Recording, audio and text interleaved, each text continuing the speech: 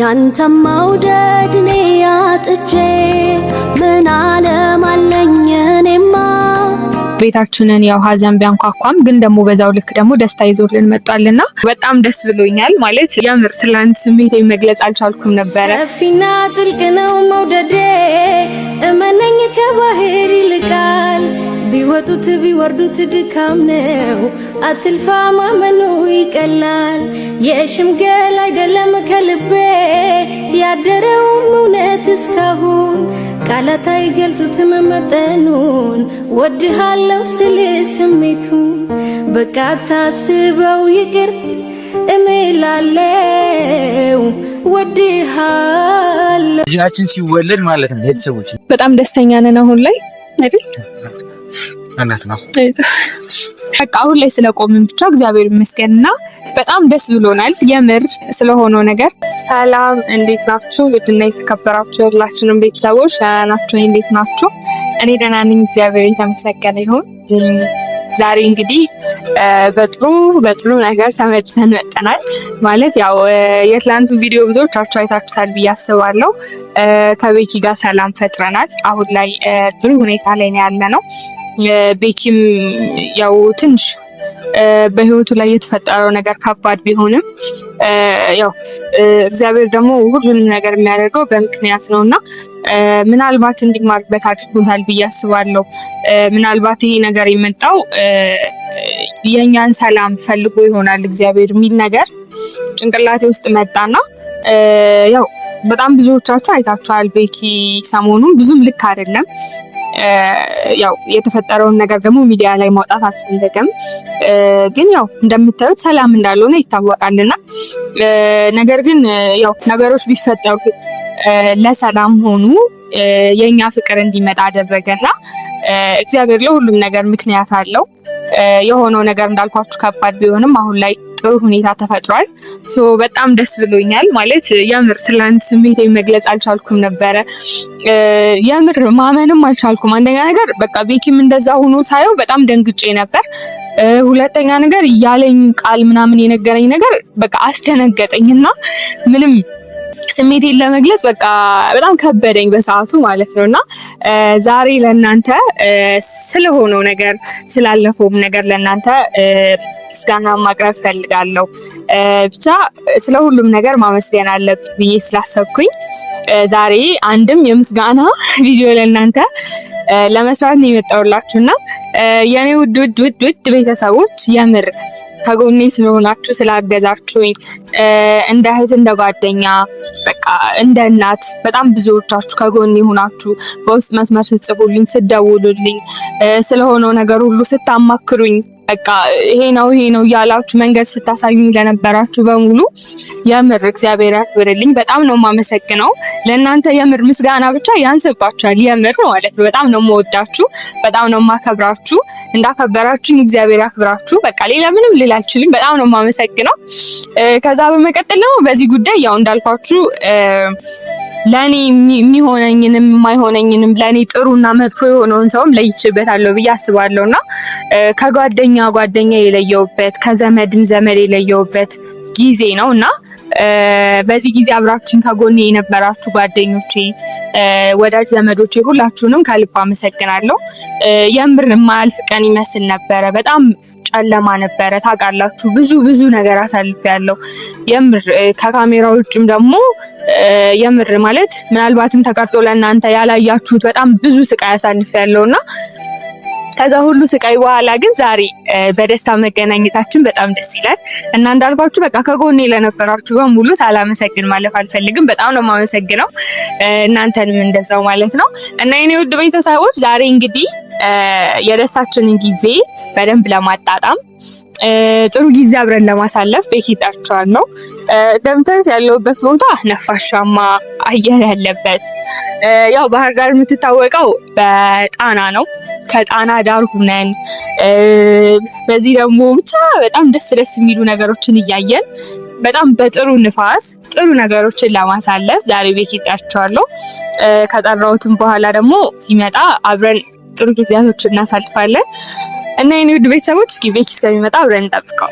ሰፊና ጥልቅ ነው መውደዴ እመነኝ ከባህር ይልቃል ቢወጡት ኦ መጣ አትልፋ ማመኑ ይቀላል የሽምገል እኔ ፍቅር እዚሻለሁ ጄን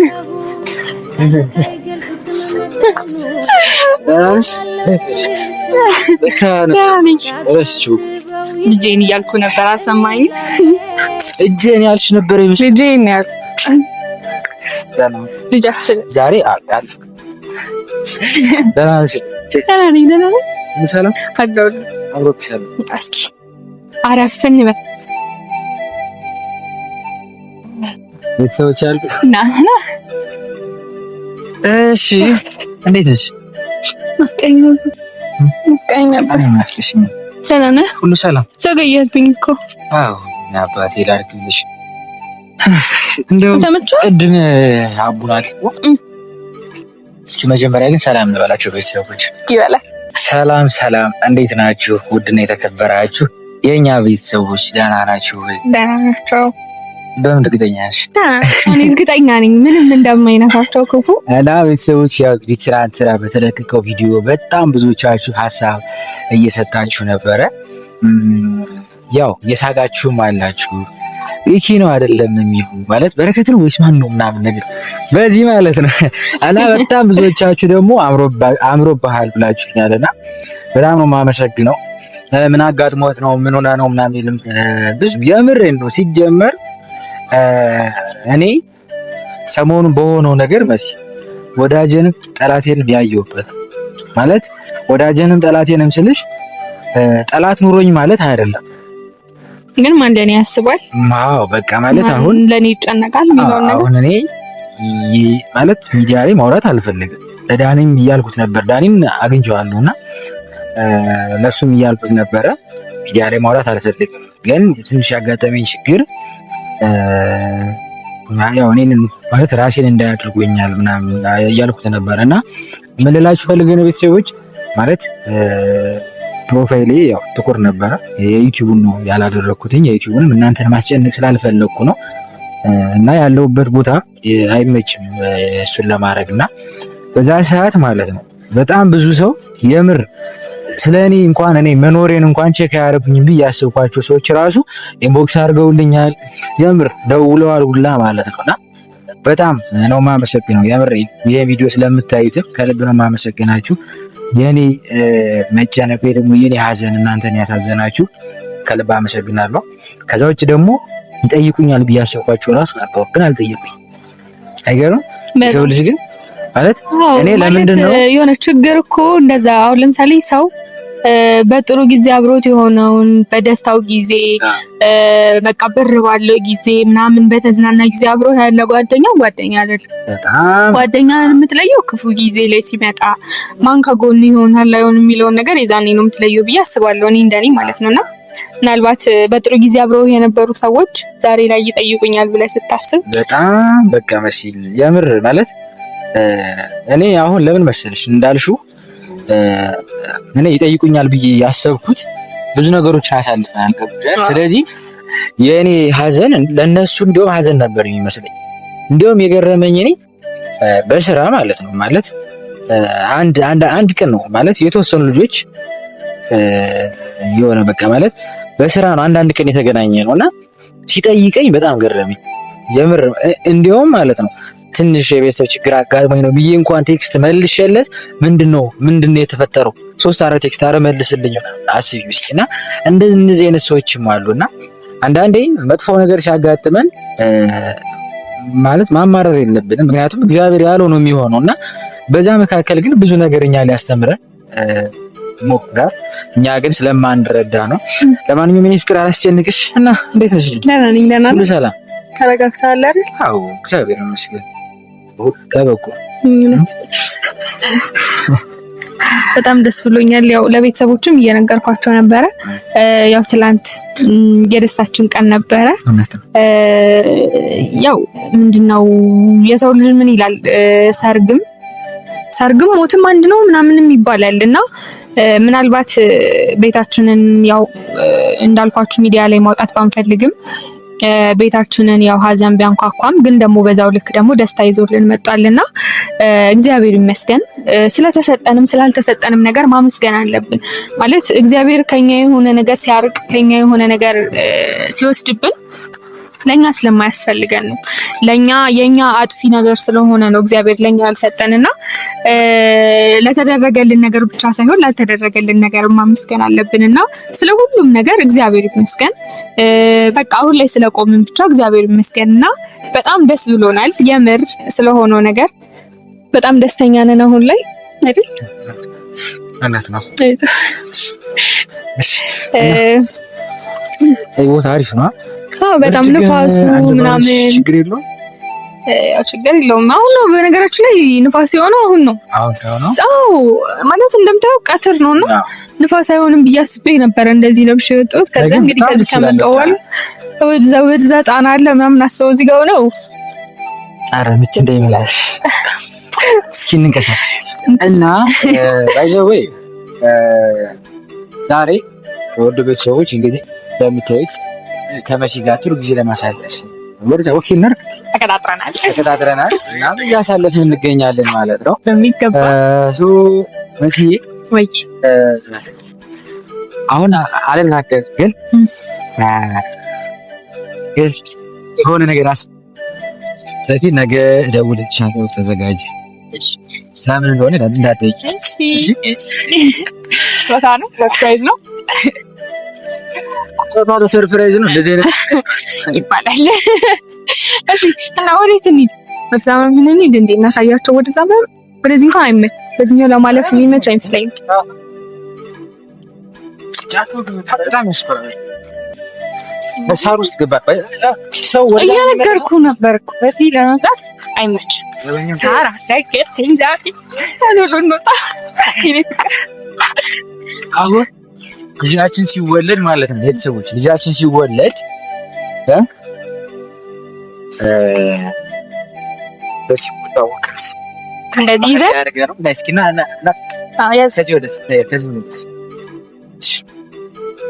እኛ ዘው እዚህ ጋር ያዘንተ አሁን ወይ ነገር እሺ ማንን ነው የምትወደው? እነሱ ነው እኔ አረደ ጅል መሰል ማርያም ሰው ራስ ምን እያሉ እያለ ለማንኛውም ወደና የተከበራችሁ ቤተሰቦች ሁሉም ነገር አልፏል። ለሁሉም ነገር እግዚአብሔር ይመስገን። መሲ እንዳለችው ለሆነውም ላልሆነውም እግዚአብሔር ይመስገን። ሰዎች ደግሞ የምሬን መናገር የምፈልገው ነገር በዚህ አጋጣሚ ከተሰጠን ይልቅ ማለት ከአጣናው ይልቅ የተሰጠን ይበልጣል። እስኪ ዝም ብለን ቆም ብለን እንይ ማለት ብዙ ጊዜ እኔ እናገራለሁ መሲ ሰው የሆነች ነገር ሲደርስበት ያማራል መሆን የለበትም። ከዛ ውጭ ደግሞ በጣም ብዙ ሰው የሚሸወደው ምንድነው እኔ የምመክር ወይ ደግሞ ይሄን የምናገር የተሻለ ቦታ ሆኜ አይደለም ግን ካየሁትኝ አንፃር ነው። እና ብዙ ሰው ምን ይላል መሰለሽ የሆነ ስራ ይበላሽበትና በቃ እግዚአብሔር ለኔ አላለውም ገብቶሻል እግዚአብሔር ለኔ አላለውም በቃ እግዚአብሔር እኔን አይወደኝም ምናምን ምናልባት ያ ስራ እግዚአብሔር ከዛ የተሻለ ነገር ስላሰበለት ያንን ስራ ሳትቶት ሊሆን ይችላል። ግን ተስፋ መቁረጥ የለብንም ሁሌን ሞክር። ከዛ ውጭ ደግሞ ሁላችሁ በየሃይማኖታችሁ ጸሎት አድርጉ። ሰፋችሁ ማለት እኔ ሀገር ውጭ ሀገር እንዲሁም ጦርነት ያለ ይመስለኛል ነበር እና ሀገር ውጭ ላይ አሁን ያለው ታውቃላችሁ አብዛኞቻችሁ ከሀገር ውጭ ያላችሁ የኛ ቤተሰቦች ታውቃላችሁ አሁን ላይ የሆነ ያለው የሀገራችን ሰላም እየፈለግን ሀገራችን ሰላም ያርግልን እያልን ሁላችሁ በምንጨነቅበት ደግሞ ህይወታችሁን ለመቀየር ቤተሰብን ለማገዝ ብላችሁ በስራ ከባድ የሆነ ነገር ተፈጥሯልና ሁላችሁ ፈልግ ጸሎት አድርጉ ሰላም ያድርግ አሜን። የትኛውም ሀገር ምክንያቱም ውጭም ሆነ ውስጥ ሰላም ከሌለ የሰው ልጅ ተንቀሳቅሶ መስራት አይችልም። አሁን በእርግጠኝነት በሺ የሚቆጠሩ ሀገሮች ይኖራሉ አይደለም? ስለዚህ የሚሆነው ምንድነው ሀገራችን ስለሆነም ስላልሆነም አይደለም የሰው ልጅ የሚፈጠርበትን የሚኖርበትን የሚሞትበትን አለ። ምናልባት እዚህ ሀገር ውስጥ ላይ ተፈጥረን እዚህ ሀገር ላይ ተፈጥረን ለስራ ለብዙ ምክንያቶች ውጭ ሀገር የሚኖሩ ብዙ ወዳጅ ዘመዶቻችን አሉና ሀገራችን ብቻ ሰላም ይሁን ብሎ መመኘት ሳይሆን ከሀገር ውጭም ደግሞ እንዳልኳችሁ የኛም ወገን የሆኑ ያልሆኑ ደግሞ በቃ የእግዚአብሔር ፍጥረት የሆኑ ሁሉም ሰው ሰላም አለበትና ዓለማችን ሰላም ትሆንልን። አሜን። አሁን ብዙ ሰው ምን እንደሚያስብ ታውቂያለሽ መሲ? ውጭ ሀገር እኮ ጦርነት ሲባል ኧረ ምን አገባን እንደዚህ አይነት ማለት የሆነ እዚህ የኛ እርስ በርሳችን የሚሉ ነገሮች አሉ። ግን አሁን ላይ ቆም ብለን ጠለቅ ብለን ስናየው ከሀገሮች ያሉ ብዙ አሉ ኢትዮጵያውያን። ስለዚህ ውጭ ሀገር ፈረንጅ ስለሆኑ እነሱ ምን አገባን ብለን ስለ ሰላማቸው ካልተጨነቅን የእኛን ሰዎች እናጣለን ማለት ነው አይደለ? ስለዚህ ዋናው ነገር አሁን ለሙስሊሞችም ለክርስትና እምነትም ለሁላችንም ደግሞ የሚመች ጊዜ። ስለዚህ እዚህ ጋር ደግሞ ጦርነትን ምንም የምናልፈው ምንድነው በመጾም አይደለ? በመጸለይ በመከባበር ነው። ሀገራችን ሰላም ያርግልን፣ ሁሉንም ዓለምን ሰላም ያርግልን። አሜን። ወዳጃለ አንቺን የመሰለ ሌላ ሰው ቢኖርም ላይኔ ሞላል እንጂ የነፍስ አይዘምን ፈረንሽን ደምቼ እንደ ናርዶስ ሽቶ ሌሊቱ እንዴት ይንጋ ቀኑስ እንዴት መሽቶ ሌሊቱ እንዴት ይንጋ ቀኑስ እንዴት መሽቶ ደበስበስ አርጊኝ ባደንጋጣትሽ አንቺ ስትወጪ ሞት ነው ቅጣትሽ ብታውቂበት ነው ገሎ ማሻሩን እያስተማሩ ማስተማመሩን ደበስበስ አርጊኝ ባደንጋጣትሽ አንቺ ስትወጪ ሞት ነው ቅጣትሽ ብታውቂበት ነው ገሎ ማሻሩን እያስተማሩ ማስተማመሩ ሐኪሜ ነሽ መድኃኒቴ ፈዋሼ ነሽ እመነቴ ሐኪሜ ነሽ መድኃኒቴን አዳም ብሞት አንቺን ሳልሄዳም